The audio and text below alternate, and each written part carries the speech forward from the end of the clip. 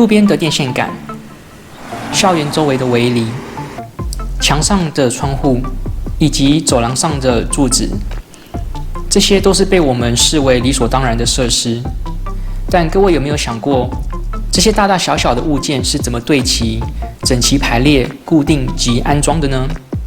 这就是我们要带着孩子一起探索的。2020年初，豪创因为设计专案而有机会取得一批非常有利用价值的废弃材料，非常适合运用在校园里。而30国小的师长们表示，需要模拟科架的教具设施，教导学生如何绑科壳。因此呢，由豪创设计及规划课外活动，带着学生们一步一步的从研究、发想、实验到实作，在校园里留下传承的痕迹。首先，我们有预想的设计图，其中要交给学生的任务呢，是思考如何将柱子整齐的排列及固定。原本的预想呢，是先挖洞，固定柱子的位置，再灌入水泥。所以学生们呢，会需要解决的问题呢，包括材料以及材质的特性，包括土壤、水泥、金属等等；施工的方法，包括混水泥、土壤的挖掘、天气、气候以及环境的考量；如何排列、安置、固定柱子，并考量材料以及施工的方法，其他所需的资源。最后呢，方法必须是学生自己可以执行的。而活动的过程规划为以下的阶段：了解与体验、发想与实验、实际操作与问题的排除。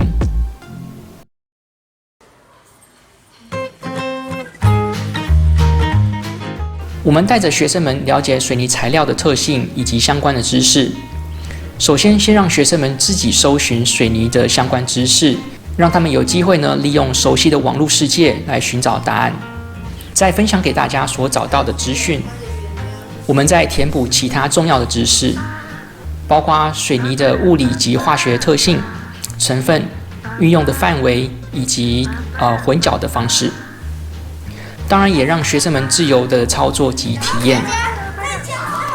我们也准备了许多回收的包装壳，让学生们当灌水泥的模具。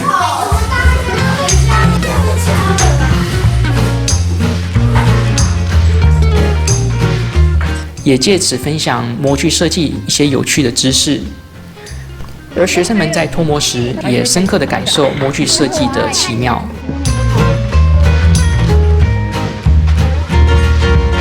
另外，水泥的硬化呢，是需要化学反应的。除了完全硬化所需要的时间外，水泥有固定的可操作时间，也就是工作时间。这个时间代表着学生们在灌入水泥之后，还有多少时间能够固定柱子。这会直接影响到他们所设计以及施作的方法。但在这之前呢，学生们必须要知道水泥的工作时间。因此，我们也教他们如何透过国际规范的实验方法来寻找答案。另外，学生们也熟悉了将会使用的材料，也就是推电线杆上面的金刚横单。材料的尺寸、长度以及重量都会影响施工的方法。最后呢，我们也考察了施工的场地，了解空间、树地的材质以及四周环境。可以善加利用，或者是可能会形成障碍的潜在因素。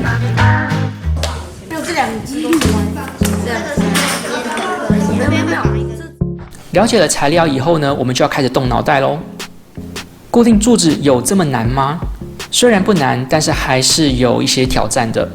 学生要解决的问题呢，有包括如何将柱子排列整齐，如何要让柱子固定在同样的高度，避免高高低低的状况。要在灌水泥之前呢固定柱子，还是呢在灌水泥之后才固定柱子？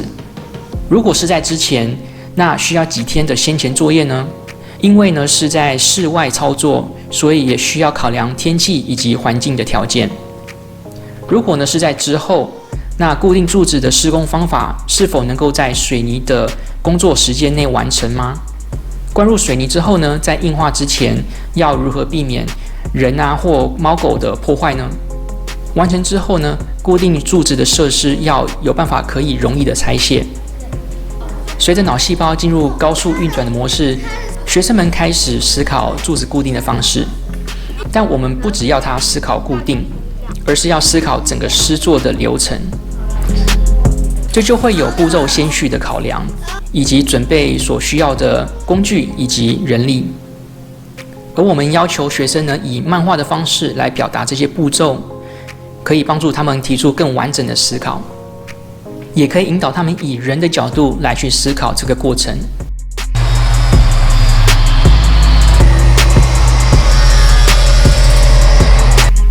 提出方法后，我们就要来验证咯。首先，学生们以比例模型来进行验证，因为柱子的尺寸呢已经先确定了，所以我们就先预备了小木条来进行模拟，而也借这个机会呢来解释如何计算比例，切割出等比例的缩小版木条。模拟道具而言呢，我们也准备了泥土，泥土装在箱子里，代表的施工的速地。学生们照着他们想出的方法来执行施工，从中了解方法中的可行性，大家一起不断的检讨，互相刺激想法。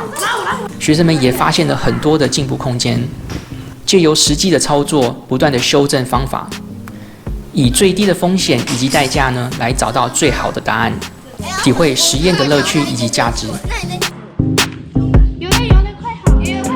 你看风在吹了怎么办？会发生什么事情？就歪了。哦，所以你要让它自己流平就对了。对。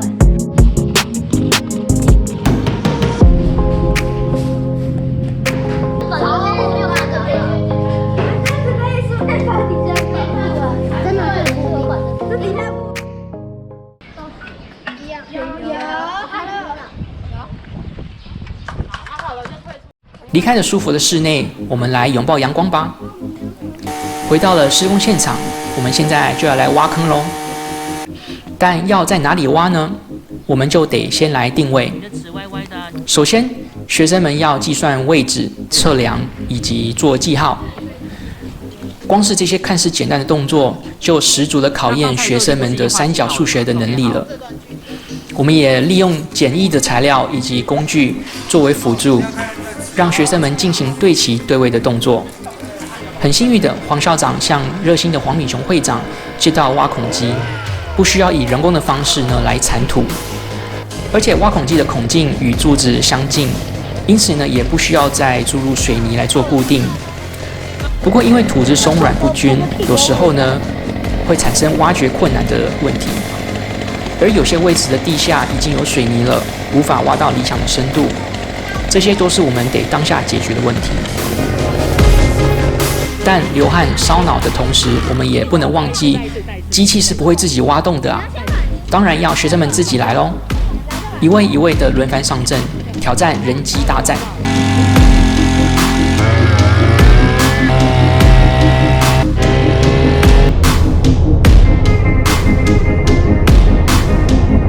连个子比较小的同学也不畏挑战哦。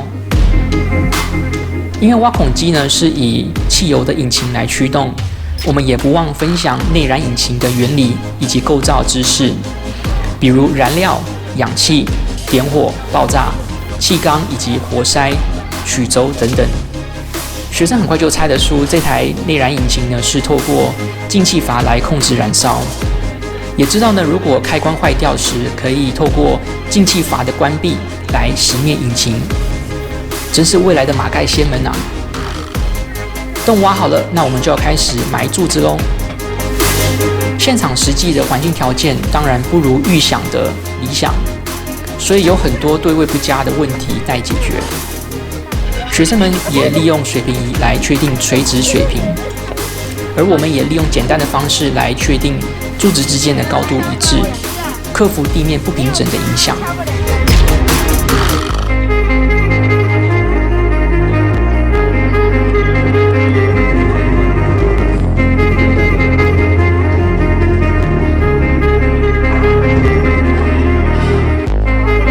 最后呢，我们绑上电缆就完成咯。